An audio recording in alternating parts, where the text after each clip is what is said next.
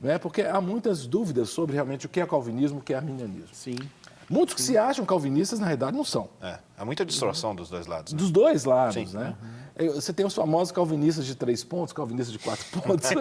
Ô, cara, se você não é calvinista de 5 pontos, você não é calvinista. Desculpa, não é self-service, não é? Exatamente. Não é self-service. Assim, Exatamente. As pessoas... E é interessante que o próprio arminianismo, a gente vai estudando o arminianismo, dentre as diversas correntes que são arminianas, tem duas muito fortes, uma mais recente e a outra mais da época lá da Reforma mesmo, século XVI, XVII, né? Que o próprio, nem os pontos do arminianismo, que não são necessariamente 5, você considera 5 porque são respostas ao calvinismo. Mas, por exemplo, uma corrente arminiana crê na depravação total da raça humana, como o calvinista crê. Outra já não crê dessa forma. Então não há, como é que eu posso dizer, concordância nem entre quem é arminiano. Sim. Vocês podem se posicionar ou você prefere ficar como Tancredo Neves em cima do muro, Gabriel? Então, a questão do posicionamento, hoje, eu vejo que qualquer tipo de posicionamento a gente tem que ter uma cautela muito grande. Principalmente quando a gente externa um posicionamento específico. Sim, sim. Eu tenho a oportunidade, às vezes, de lecionar algumas matérias relacionadas a essa discussão. Soteriologia, quando... Principalmente quando começa a tocar nesse ponto e parece que a grande discussão que existe é isso. Como é que nós somos salvos, né? O grande fascínio é esse, né? Sim. Entender esse plano.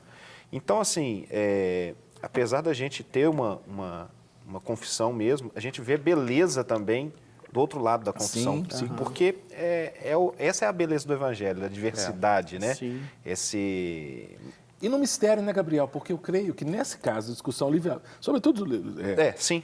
livre-arbítrio, soberania de Deus, por incrível que pareça, você consegue sustentação bíblica para as duas posições. Para as duas. Sem dúvida. Não é? Na verdade, questão de muita interpretação, né? E eu acho que a gente que principalmente está à frente, né, do povo, de comunidades, né, e as pessoas, né, aprendem, elas leem o tema, né, e tal, e ficam preocupadas assim, já chega aquela pergunta: pastor, uma vez salvo, sempre salvo?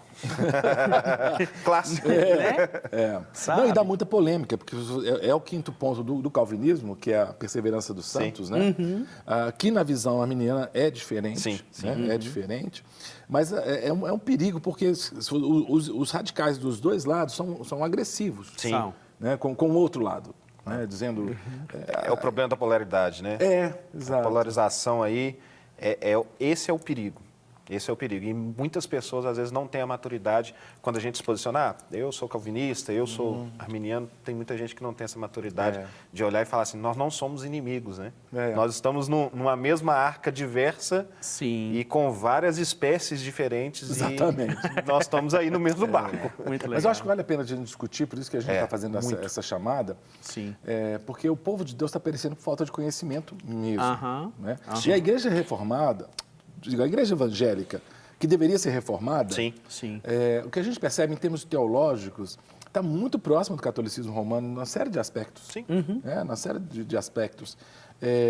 Só para provocar aqui, né, não vamos render muito isso não, eu já falei aqui, por exemplo, sobre a questão da morte daquele que teve um encontro com Cristo, quando ele provoca a própria morte.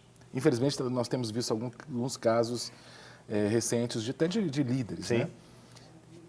E aí eu citei outro dia aqui, Durkheim, Emile Durkheim, século XVIII, XIX, falando que o católico ele era contra, né, o autoextermínio, porque ele acreditava que quem se autoexterminasse perdia a salvação completamente. Automaticamente. E ele já falava que o protestante suicidava mais, exatamente porque o protestante não cria que o autoextermínio é suficiente para eliminar a graça de Deus, que está em Cristo Jesus.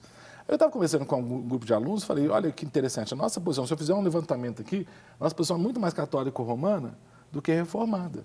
Sem dúvida. Porque o que acontece virou um mix teológico dentro da igreja evangélica hoje.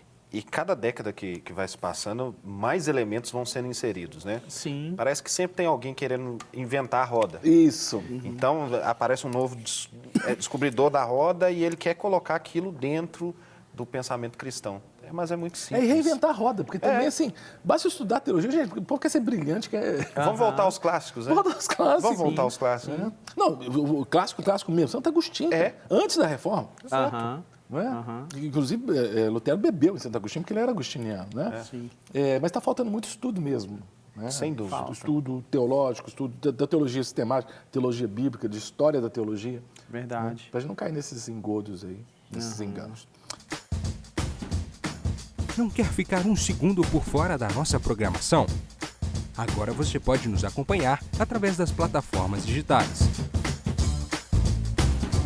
Não perca tempo. Acesse, curta e siga-nos.